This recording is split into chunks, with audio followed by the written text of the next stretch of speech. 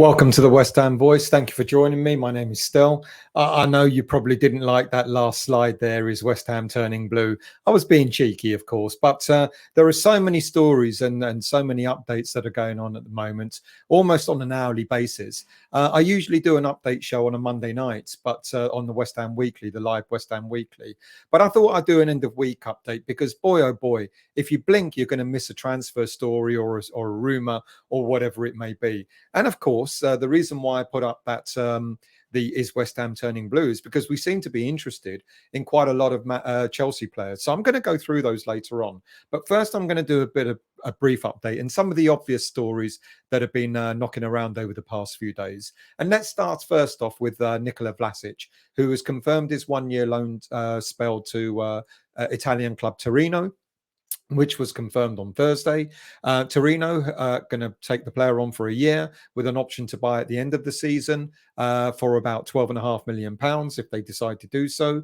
We're subsidising the player's wages around 15%. He's on about 70 grand a week, so that means Torino will be paying him just over 59 grand a week, and we'll be paying about £10,500 per week towards the player's wages. Now, I know a lot of you are going to go, why are we continuously subsidizing player wages? Well, unfortunately, when a player goes to a league that doesn't have the same financial infrastructure as the Premier League, something's going to burn. And we, more often than not, West Ham United get caught out with deals like this, and we end up having to pay something in order for the player to move on. But we've had it worse. 15% of his wages is not a lot in the grand scheme of things when we've had to pay an awful lot more for players to be loaned out. Look, Nicola, we wish you all the best. We really do. We hope you smash it. We hope you make us realize what it is we're missing. And if you do stay in Italy, all the best to you. If you do demonstrate that you're of some real value, then great, we'll have you back. Let's try and get it in perspective. Issa Diop, he moved to Fulham, who are newly promoted, and Vlasic, he's moved to Torino. They're a decent team, but they're a sort of a mid-table Italian team. So if you want to compare them to West Ham United, I would argue that West Ham United are the better of the two teams. So when we allow players to leave, I know we got rid of Masuaku as well. He's gone to Turkey. You can't say that the Turkish league is as strong as the Premier League. So when players are going, you can see what Moyes is doing. Whether we like it or not, well, I know we're all getting a bit apprehensive, a little bit nervous. Why are we letting players go rather than keeping players, etc., or not adding to the squad? But let's be really brutal. Diop knew he was going to be fifth choice when all the central defenders are available. Vlasic, he knew he wasn't going to be played on a regular basis, and when he did play, he always gets put out wide when he's always argued that his best position is in the central of attacking midfield. Diop, Masuaku, all these players would have been fringe players at West Ham this coming season. I get it. Moyes is actually, we've always said, let's clear out the dead wood. And that's what Moyes is doing. That's what Moyes has been busy doing. All right, we're nervous because what it means is, of course, that the squad is a little bit threadbare. When we submitted our squad numbers at the beginning of the week, you can see it's padded out. Let's go through them. In goal, we've got Fabianski, we've got Areola, and then you've got the under-21s keeper, Nathan Trott. Well, he can't be in the under-21s anymore because he's over 20, he's 23 years of age, 24. And then you've got Darren Randolph. And then our right backs, we've only got the two. We've got Johnson and Soufal, only one left back in Creswell. And then we've got a little bit of padding in centre backs. We've got Zuma, Dawson, Ogbonna, Aged, and Dawson, Ogbonna and Aged. We know they're all injured. Ogbonna's on his way back from a long-term injury. And then at the end there, number 29 is Goncalo Cardozo. Do you remember him? Yeah, I kind of forgot him as well. He was out on loan in Switzerland for a couple of seasons, and he's back. And again, because of his age, he can't be named in the development squad, so he's named in the senior squad for now. And then in central midfield, we've got Flynn Downs, we've got Soucek, we've got Declan and Connor Commentary. As with Goncalo Cardoso, Connor Coventry, will he stay at West Ham United? I think it really depends on what happens in the transfer market between now and the end of the transfer market. If we get another central midfielder in, it could be that Connor Coventry will be moved on, another loan spell. But I think we'll just have to wait and see on that. And then in attacking midfield, we've got Fornals, Lanzini, the new signing, Cornet. We've got Bowen, and we've got Benrahma. And I'm hearing all the stories about Benrahma as well. Nottingham Forest are interested in him, etc., etc. But I honestly don't think Benrahma's going to go. I don't think we're going to deplete our squad even further. Unless, of course, we do get, another 3 or 4 signings in. I think my gut tells me that Benrahma will probably stay. He'll be given an opportunity to demonstrate his... he needs to be consistent. Consistency. We know he's capable of being a good player, but he just needs to be consistent. And if he can demonstrate that for the next 4 or 5 months, I think we'll keep him. If he can't, then look out for the January transfer window. It's very, very possible that if Benrahma is not consistent, you might see him being transfer listed in January. And then, of course, up front, we've got Scamacca and we've got Antonio.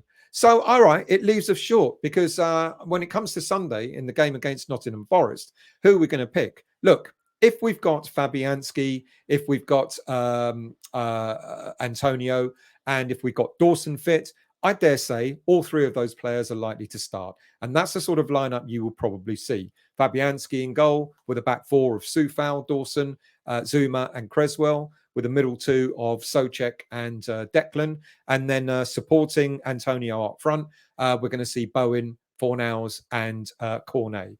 Now, if those 3 players that I mentioned are not fit, I think we're going to go for a change of formation. And I think we're going to probably see something like this.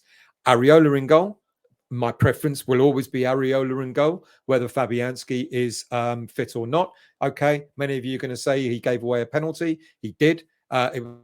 He came in cold against Man City, and the first thing that he had to do was trying to get the ball off Erling Haaland, and turned out to be a bit disastrous, didn't it? But anyway, regardless, I'd still have Areola in goal. And then I think because of our lack of central defenders, I think Zuma will have 2 players either side of him. Not because I think Nottingham Forest will give us too many problems attacking wise. They're likely to. They've got Lingard, of course. We know what he's capable of. But for me, I think if we're only going to have 1 fit centre back, then you might well see a 3 at the back with Johnson and Creswell either side of Zuma. And then we'll use Soufal and Cornet as wing backs. And then again, you'll have your 2 in the middle. And then you've got a slightly different formation up front. You're going to have probably Fornals and Bowen just behind Scamacca up front. So those are the 2 likely scenarios. If we have these players fit in Antonio, in Fabianski, and in Dawson, you're likely to see that. As it stands, but if they're not fit, then I think this is the lineup that we'll have. All right, maybe you might change it. You might put a flat back 4 and with a 4-2-3-1, push Cornet down further down. It's possible, but my gut tells me after that kind of really didn't work that well against Man City, I think maybe we'll do it this time against Forest. It shows the lack of depth that we have in the squad. We know that. And we know that David Moyes needs to bring players in. He's kind of said that. He said the other day after the Man City game that the squad is stale. It needs refreshing. It needs new players in, etc. And they're working hard. Now, Moyes did another interview, but this was done. I thought it was only done the other day, but actually, this was done when he was out in Scotland, when the team were in pre-season up in Scotland, and he was interviewed by Graham Hunter, podcaster, and they talked about a number of things in quite an extensive interview. And Moyes was talking about pre-season training. He was actually laughing about all pre-season with other teams that he's managed in the past, etc. And he talked about recruitment. He talked about getting players in the transfer market and alluding to the fact you get it wrong, you lose your job. You know, Moyes is under no illusion, and this was before we signed any players. Moyes is under no illusion that if you do get the signings wrong, then it's going to be on your head more than anything else. He reflected about the past 2 years at West Ham United, and he said, the first thing I had to do was ensure we didn't get relegated. And he talked about bringing in the players like Soufal and Soucek in order to, and he said, I got lucky. Those are good players who strengthen the squad. But he also said now that we're sort of we've finished sixth and then subsequently finished seventh. When you go out and look for players, you're looking for a different caliber of footballer. You're looking for a different style of footballer, and in order to maintain that challenge in the top six. And this was the theme of my show. Have we got, are we capable of recruiting the players that are going to give us and maintain that top six level? Many of you are going to go, well, why are we not aiming for top four? That's a different story altogether. Moyes talked about billionaire owners, where it doesn't really matter whether what you spend on a player. If you've got billions and billions of pounds to spend, it doesn't matter whether the player's 100 million or 150 million, you can afford it. Whereas West Ham United are not there. And it's quite possible we may never be there in that position, competing with the likes of Liverpool and Man City and Chelsea, etc., who've got mega rich owners. I know what you're all going to say. Get rid of this board, get mega rich owners. Doesn't always work, though, does it really? Now, he talked about the board backing him. He said, that the board are backing him all the way. He alluded to the fact that the board, everything he's asked of the board, that they've actually, they've said, yeah, let's go ahead and do it, and he's been quite complimentary about them. Now, again, a lot of people are going to say, yeah, well, he would say that he's paid by the board, he's an employee. Why would he say otherwise? Why would he suggest anything else? I don't know. I think David Moyes is his own man. I know a lot of people think that he sounds like a bit of a puppet when he supports the board, but I think we've got an awful lot of fans that, because they're so against the board, it doesn't matter what they do or what they say, they're always going to think things like that. I think they are backing him. We've already spent over £100 million in the transfer market this summer. We've only brought back in 15 million for Diop. It's not as if we're net, we're doing a net balance here. We have spent big, and we're one of the biggest spenders in the league. Like it or not, we are. But Moyes has talked about, making sure that you've got the right players in. You're not going to go out and buy a player on a whim, etc. And this is one thing I asked about him before. Does that mean, because he doesn't buy players on a whim and so on, is that because he is a ditherer, or is that because he is diligent?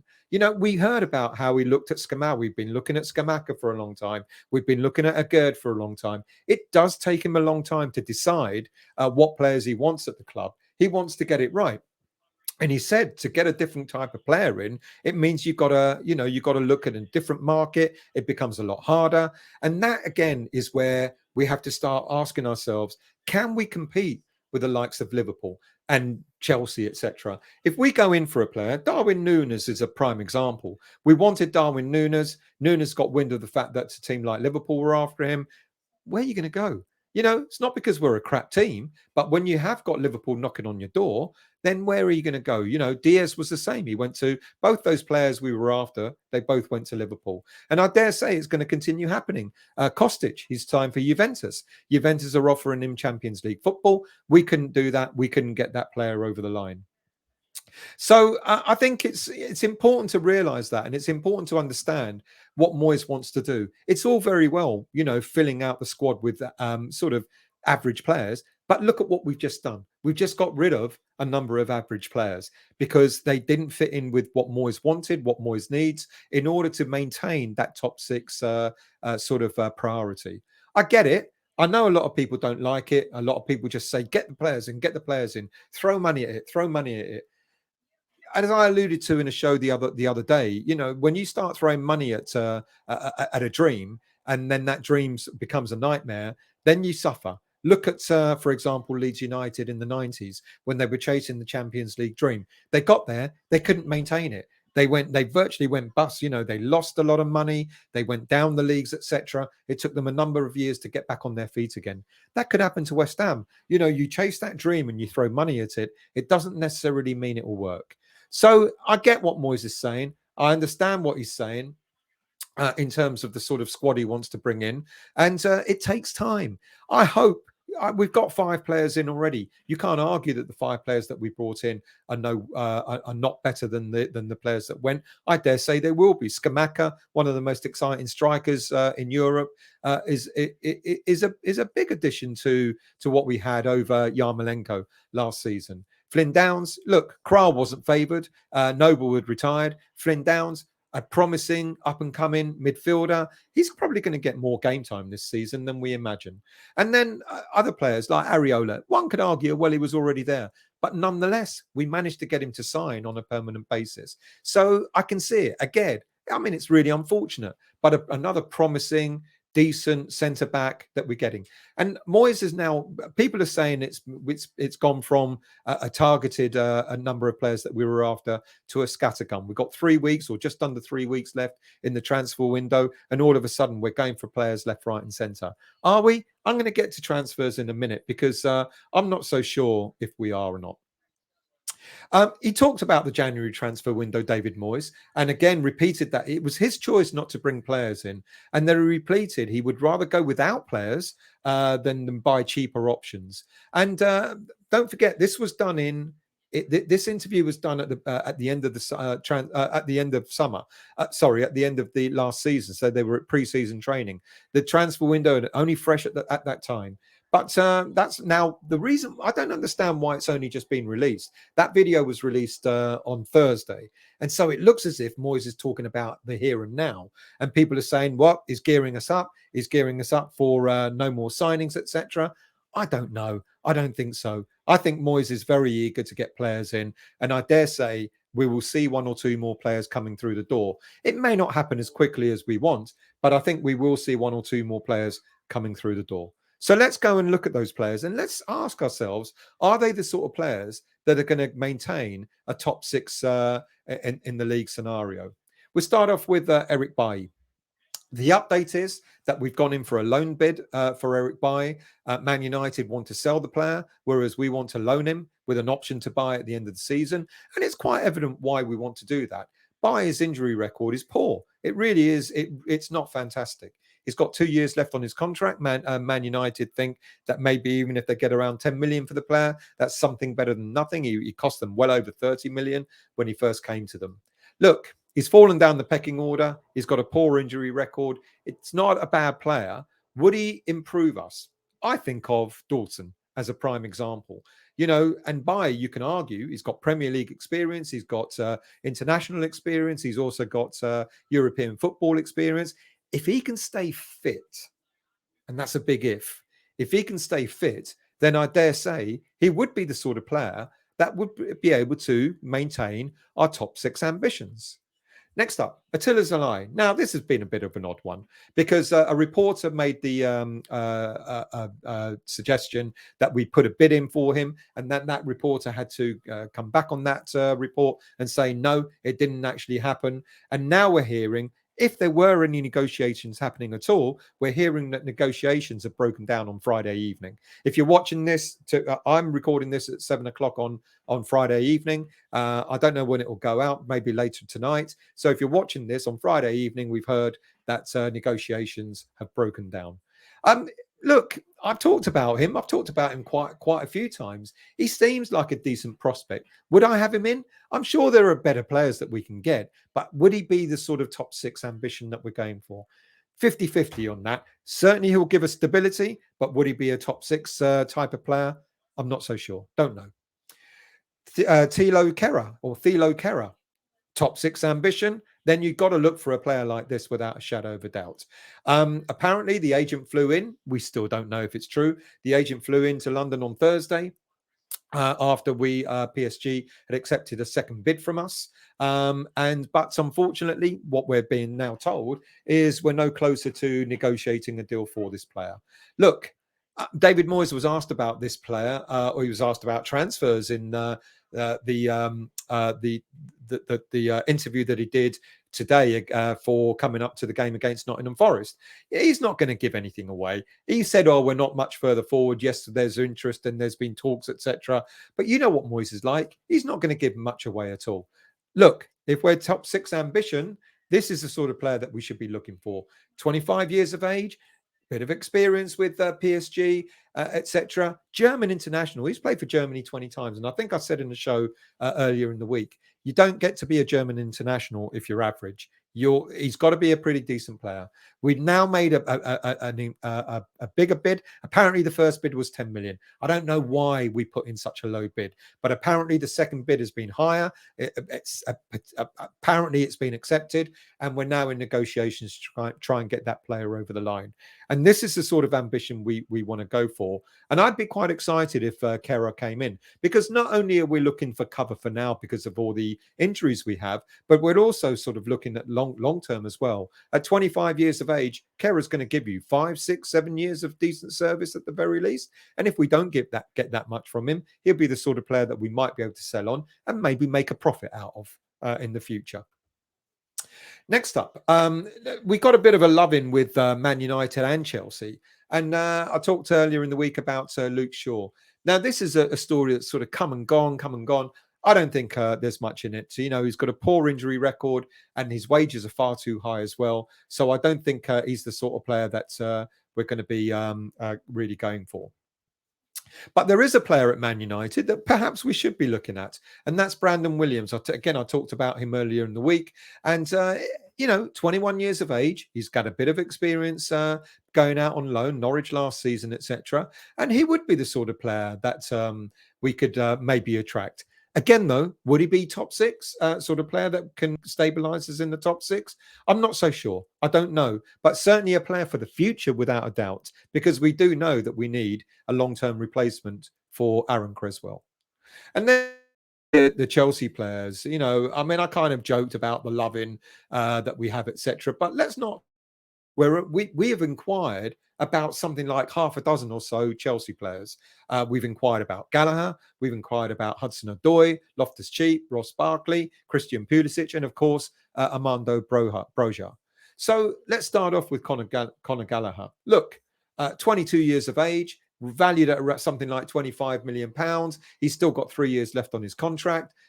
Is he the sort of player that we should be after? Without a shadow of a doubt. It looks to me, though, that of all the Chelsea midfielders and players that Tuchel has available to him, it looks like Gallagher might be his season where he breaks through, and Tuchel won't want to loan him out. However, you look at Ruben Loftus-Cheek. Now, Loftus-Cheek, 26 years of age, valued at around £18 million.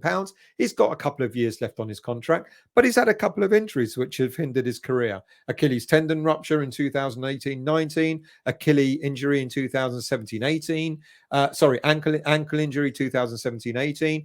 So the unfortunate thing with Loftus-Cheek is that injuries have hindered his career. Having said that, you just like we talked about Bailly, if you can keep this player fit, he will definitely bring something else to the table at West Ham United, and he is the sort of player that can help maintain a top six challenge for us. Ross Barkley, it's this one is you either love him or you hate him. A real Marmite of a player. And again, a bit like Loftus-Cheek, probably a lot worse than Loftus-Cheek, to be honest with you. He's had a hell of a lot of injuries throughout his career. He's in the final year of his contract, valued at maybe £10 million. I dare say that of all the players that Chelsea maybe want to move on, it's Barkley, mainly because of his injuries and mainly because of the fact that he's only got a year left. Look, we know he went out on loan to Aston Villa. He started a couple of seasons ago. He started really brightly, got injuries, fell away again, and that could be the sort of the tricky one with Barkley, because we know he's a very good player on his day, but it's again a matter of keeping him fit and keeping him focused. Would I take him? I think it might be one of those players that Moyes might be thinking about. We missed out on Lingard, and I bet he's thinking in his head, if I can get another Lingard type player, that can offer me something, resurrect his career, Barkley could be the one. It's touch and go, though, because of his injury record. And that's the thing that would concern me with him. Callum Hudson-Odoi.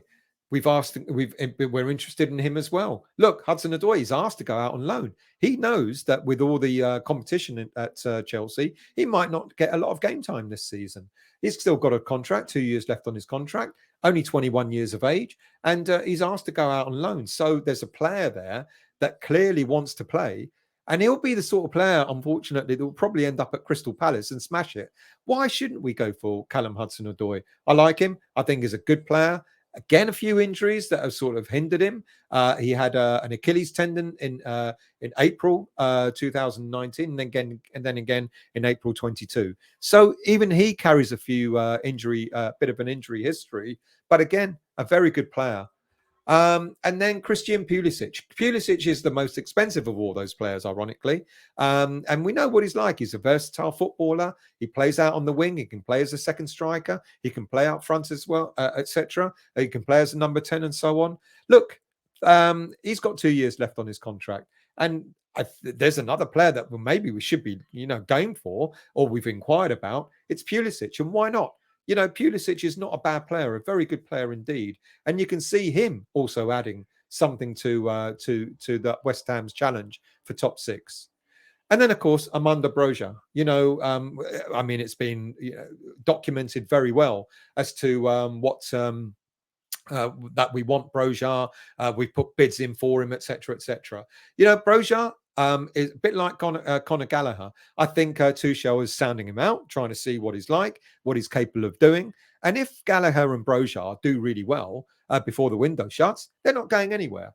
However, if Broja, I think Gallagher will smash it for Chelsea, to be quite honest with you. But if Broja doesn't, there's every chance that he will be available to go out on loan, but it'll be right at the death, right at the end of the transfer window.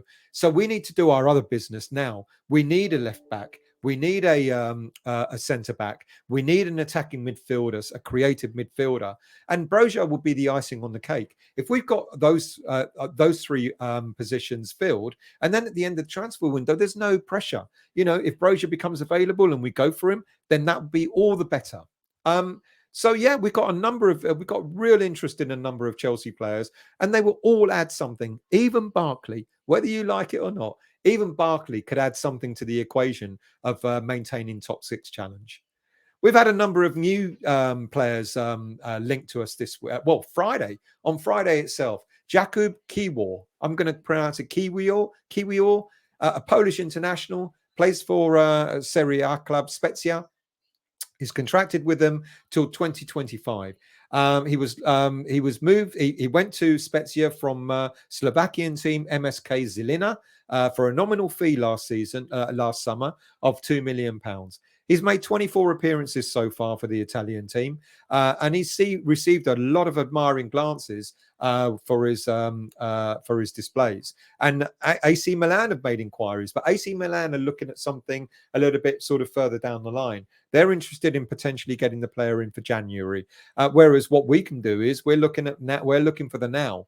And he's demonstrated that he's very, very capable. Born in Poland, his football career started at GKS Tichy, and then he moved to at the age of 16. He moved to Anderlecht Academy in Belgium. He spent 3 seasons with them, but he didn't make any senior appearances. And then he moved to Slovakian side Podbrezova. I can't pronounce these things. Podbrezova. He moved to Podbrezova in 2019 for a fee of £9,000. Yeah, not 900,000, £9,000. And within 6 months, he moved to Žilina, for £225,000. He made 61 appearances for Žilina before moving to Italy, like I said, last summer. Left-footed Polish international, can play either as a centre-back or as a defensive midfielder, both areas that we kind of need. Would he be an immediate starter? I think, again, is one of those players that maybe not, maybe like Zalai, an interesting player, a player for the future, but would he be a here and now sort of player? I'm not so sure. And then next up, apparently, when we made inquiries for Kehrer, the same agent represents Ismail Jacobs, who's a left back for Monaco. Look, I don't know how true this rumor is. Apparently, this 22 years of age left back is valued at around £8 million. He's still available. He's got a contract till 2026. He's made 39 appearances for the French club last season, which included Champions League qualifiers as well and Europa League as well. Many say he's also on the cusp of German senior squad. He's been representing the German under-21 team. He made 9 appearances for them. He's still got another 4 years on his contract, and he again sounds like a great prospect. Sounds like a very good footballer. But again, is he the one for the now? I'm not so sure. And then a name that's come up is Teun Koopmeiners, defensive midfielder. Now, look, this is an very interesting player indeed. Look, Koopmeiners, you can see he plays for Atalanta at the moment, 24 years of age. He's valued at around £25 million. He's still got a contract with the Italian team till 2025. It's rumoured that we've made a bid for him. He's a defensive midfielder, and he can also play at central defence. 2 areas that we're kind of crying out for him for backup. He's got good leadership skills, good commanding presence, and the one thing about him is he's great at scoring goals. He's a defensive midfielder, but he's fantastic at scoring goals. Look, Koopmeiners, he developed through the youth ranks at Dutch club AZ Alkmaar, and he was there with them from the age of 12, making his debut for the club at the age of 19. Like most defensive midfielders, he's very able, very comfortable in central defence. He can carry the ball out. He's got astute awareness of his defensive duties. He's, like I said, he's classed as a leader on the pitch as well. Look, I know we've got several leaders at West Ham United. We've got Craig Dawson, we've got Oggy, we've got Declan and players like that, who've got quite a presence. But having another player, in the centre of the midfield, who's got an empowering sort of presence, is not a bad thing to have. Also, this player is left-footed. So not only can he play on the left side of midfield, he can also play on the left side of central defence as well. Look, he could be an ideal short-term replacement solution, should I say, for our defensive issues with the likes of Dawson, Ogbonna and Agerd still out. And then when 1 or 2 of those players are back, then he's the sort of player that you can move into central midfield. And like I said, what's good about him is his unique quality of scoring goals. In his 196 senior career appearances for a central defensive midfielder, he scored 47 goals with 21 assists. That on average is 1 goal in every 4 games. That's not bad. That's not a bad return rate at all for a defensive midfielder. He moved to Atalanta in 2021 for a fee of £12.5 million. He's made 43 appearances for the Italian club so far, scoring 4 goals with 4 assists. So again, he's maintained that 1 in every 4 goals. Look, he's also a Netherlands international, being capped 9 times for the Dutch team. There's a lot to like about him. There's an awful lot to like about this player. He's got Champions League and Europa League experience with both Alkmaar and Atalanta. He's valued at around £25 million. A lot less than we were going to pay for Onana, who's around at the same age. And he would fit into the West Ham lineup pretty well. Leeds United were rumoured to be interested in him, but they didn't maintain their interest. And with a further 3 years, I think the question is, would Atalanta be willing to let him go? That's the big question mark. Other players that we've been linked to on Friday: Benfica striker Goncalo Ramos, contracted with them till 2026, apparently valued at around £30 million. He's the player that replaced Darwin Nunes in the Benfica team. He's already scored 3 goals for them this season. So that's a goal. That's £10 million for every goal he's scored. Look, he said it's valued at £30 million. I don't think he's quite at that level just yet. In his pre-match press conference today, David Moyes talked about another player. Ironically, another surprise that he even bothered to, you know what Moyes is like. He doesn't like giving anything away. But he talked about Memphis Nunes of Benfica. The Benfica midfielder, contracted with them till 2026, valued at roughly £25 million, 23 years of age. Apparently, Moyes said we put an offer in for him, but the lad didn't want to come to us. Nunes is apparently aware that the likes of Liverpool are after him or have an interest in him, and it is said that he would rather play for a team that offers Champions League football. Look, sought after, and you just know, if I'm not basing it on just Liverpool only, but you kind of know that if Liverpool, likes of Liverpool, are looking at this player, then he would be a sort of player that would probably add quite a lot of value in our central midfield area, and help us maintain that top six ambition. And then finally, Memphis Depay apparently is another player that, now look, another odd one. Talked about Memphis Depay a few weeks ago. And of course, I've got a spelling mistake. Why wouldn't I have a spelling mistake in my slides? Talked about Memphis Depay a few weeks ago, and it kind of went quiet. And now Barcelona are in disarray. Apparently, Barcelona have got to offload players in order before they can register some of the new players that they bought. I don't know what's going on over there. But we put in a bid. Apparently, a bid was put in by a mystery London club, and everyone went, "That's West Ham. That's got to be West Ham." But David Moyes said in his presser, "No, it wasn't us." And so people are going like, I think, to put people off the scent. I wouldn't be surprised at all if it was us. The only thing is, he's on a 200 grand a week, or between 150 to 200 grand a week. That's a lot of money. We've turned down Lingard for less than that. So are we likely to make him our highest paid player? There's talk about the possibility of getting this player in for nothing. So if we get him in for nothing because Barcelona need to get rid of players, then all of a sudden that 150, 200 grand a week might seem like a snip. Might annoyed Lingard, but there you go. Who cares about Lingard? So there you go. That's an update. It's a round robin update of everything that's going on. There's a lot happening. I dare say by the time I finish recording this show, we're going to have several other stories that we're going to need to talk about. And if anything comes up, then I'll do the weekend. But I'll be at Nottingham Forest on Sunday. I'll give you a score prediction. I think we're going to win 3-1. I dare say Lingard will score, but it'll be a consolation goal. And I think it'll be 3-1 to us on Sunday. And I got a feeling that given the type of players that we may not have available, I think this will be our starting lineup at the weekend. Areola in goal. I think it'll be Soufal and Cornet as wing backs. I think Johnson, Zuma and Creswell would be a back three with Souček and Declan in the middle, and then Bowen and Fornals supporting Scamacca. And that's because I think quite possibly that Antonio and all our other central defenders and Fabianski might be out. There is a third option. If Antonio is back, I just wonder if Antonio is back, maybe replacing Fornals for Antonio.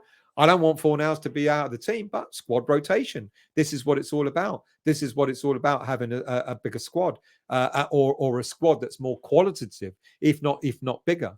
And I wonder if Antonio is back rather than Scamacca or Antonio. What about Antonio in that lineup to play just to the left side of Scamacca? Anyway, that's my lot. Thank you all for watching. Like I said, if you're new to the channel, please do hit the subscribe button and the like button and the bell notification to let you know when I'm next on. I do the West Ham Weekly on Monday night, which is a live show. I give you all the updates. So it'll be all updates on everything, on all the stories that you've heard. Plus, there's live interaction with the viewers. So we talk. They give me their comments and we debate them and discuss them, etc. So join me for that. It's usually on around about 8:30. On a Monday night, and there'll be other pre-recorded shows with all the latest stories, transfer stories, etc. Thank you very much for watching. Really appreciate it, and I'll see you all very soon.